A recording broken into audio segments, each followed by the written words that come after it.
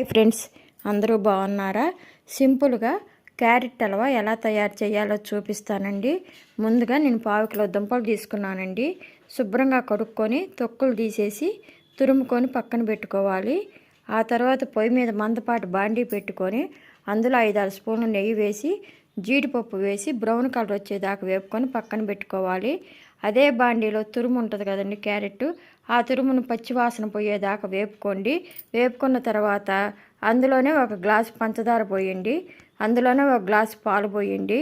మీరు తీపి తినేవాళ్ళు అయితే ఇంకొంచెం పంచదార వేసుకోవచ్చండి. కానీ క్యారెట్ తీపి కదండి, అదే సరిపోతుందండి, మనకి అదే తీపిగా ఉంటుంది. అందుకని చెప్పి మీరు పోసుకోపోయినా పర్లేదండి.